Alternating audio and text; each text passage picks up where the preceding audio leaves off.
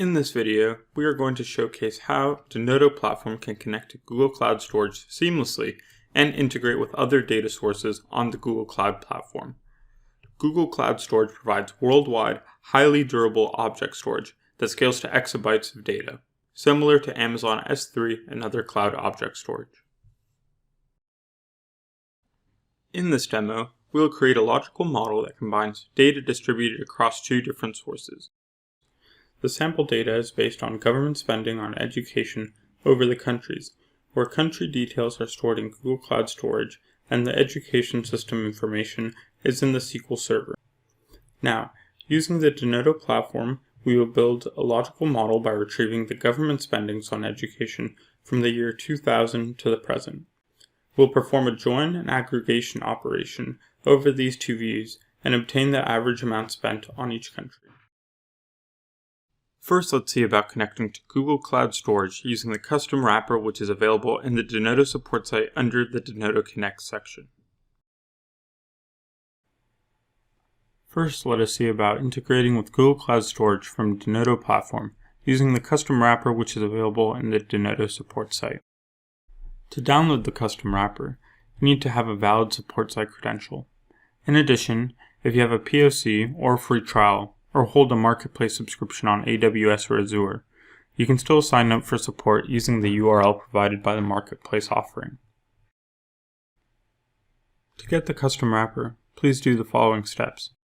Go to the Denodo support site, and then under the Downloads tab, click on Denodo Connects. Once you are on the Denodo Connects page, search for the Denodo Distributed File System custom wrapper.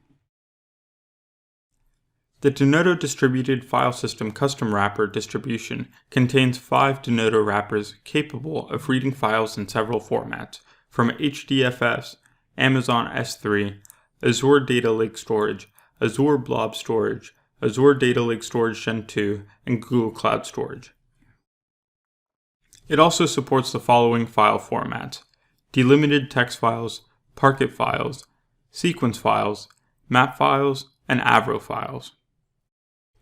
Also, it contains a custom wrapper to retrieve file information from the distributed file system and display in a relational way. Click the download icon next to the wrapper name. Now that the wrapper is being downloaded, unzip the file to have the jars extracted. After the wrapper is downloaded and extracted, we need to import this wrapper into the Virtual Data Port Administration tool.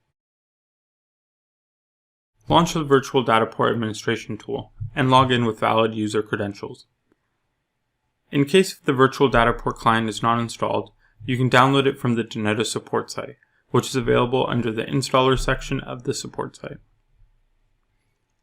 Open the Virtual Data Port Administration tool. Click on the File menu and select the option Extension Management. As you'll see, a new window is open. In this window, click on the Import button to import the downloaded custom wrapper. Browse to the folder location, where you have the jars of the Denodo Distributed File System custom wrapper, and click on the Import button. Please note that the wrapper has 4 jar files present in the dist folder. Make sure to select the correct jar file in order to use the complete features of the custom wrapper. Click OK to import the jar into the Virtual Data Port Administration tool. Once the jar is successfully imported, you will get an alert displaying the new elements imported into the Virtual Data Port server.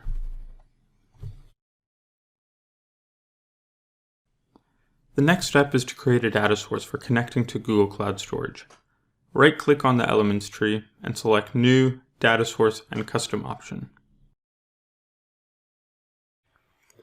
As you can see, a new tab is open. For this tab, you'll want to first provide a name for the custom data source. Next, you need to select the class name. Before doing that, make sure to check the box Select Jars. In the list, select Denodo HDFS Custom Wrapper 7 as the option. As you select that, you can see that the class name parameter is filled with values. Now click the drop-down option to view the list of classes for the custom jar. You can choose the appropriate class depending upon the file type in the list below. As we're using a delimited file for this demo, select the following class from the drop-down list. It is labeled com.denodo.connect.hadoop.hdfs.wrapper.hdfs delimited text file wrapper. Next, you'll want to click on the refresh button, which is near the click to refresh and input parameter of the data source. Under File System URL, provide the Google Cloud Storage path. This is the URL which has the connection details of Google Cloud Storage. The URL will be in the format gs:// then the URL of your Google Cloud Storage data. Now we need to provide a configuration file that overrides the default core site parameters file. This file contains the credentials and the custom options that are needed to connect and introspect to Google Cloud Storage. Here's an example of a core site XML file, which you can use to create as a custom file and replace the relevant access credentials. To know more about this core site XML file and details regarding the other options parameters, refer to the official documentation that come along with the Denodo Distributed File System Custom Wrapper downloaded folder. In the dropdown next to the custom core site XML file, select the option Local and then click the Configure button. In the new window, browse to the folder location where the custom core site XML file resides. Now you have selected the file, click OK. Now you can see the folder path with the file name displayed below the parameters. Click on the metadata option and browse for the folder where you want to save the data source.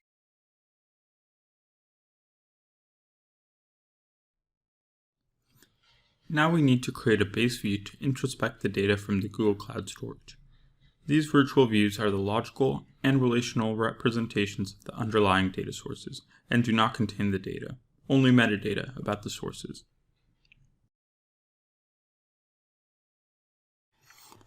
Now click on the Create Base View button on the top right side of the Data Source tab. A new Edit Wrapper Parameter Values window is presented.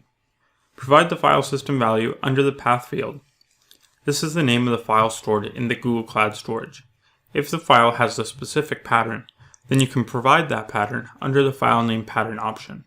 Also, you provide other related information like separator, quote, comment marker, escape value, null value, and header and ignore matching rows, as checked by default. For this demonstration, we have chosen the country summary CSV file, which is stored in Google Cloud Storage. Once you provide all the necessary information to access the file, click on the OK, and you can see that the schema of the base view is created. Then use the metadata option to organize the elements in an appropriate folder structure.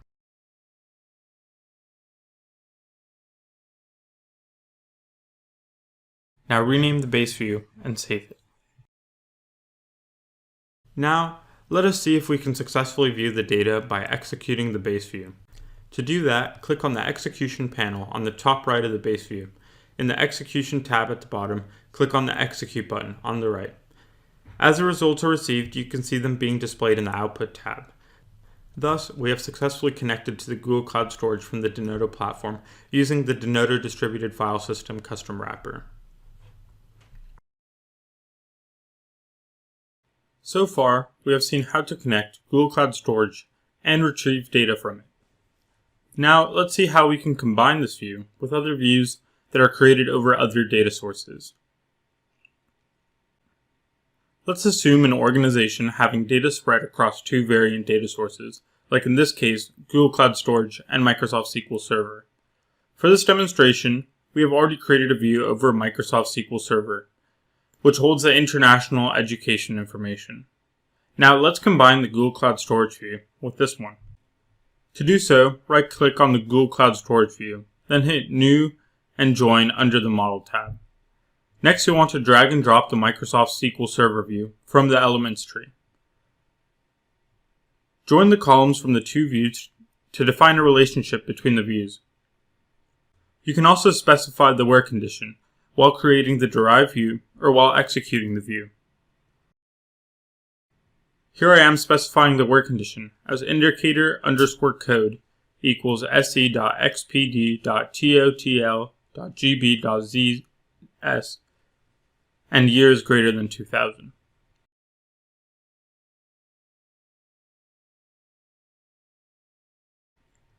Under the Group By tab, check the Use Group By checkbox, and then select the necessary fields which you want to use as a group by expression, and click on the Add button.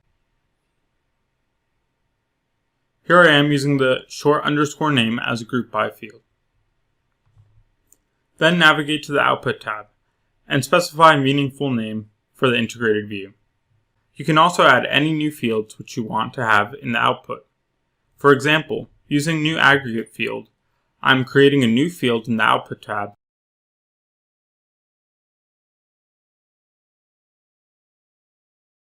and using Order By option in the top right corner, we can choose an average filed in descending order. Finally, use the Metadata option to choose the folder where you want to save the view and save it.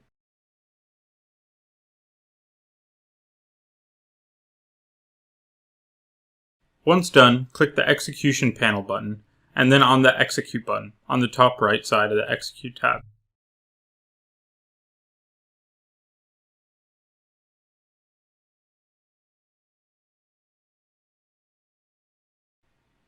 Now you can see that the data has been retrieved from a delimited file, which is on Google Cloud Storage, and from a table in Microsoft SQL Server.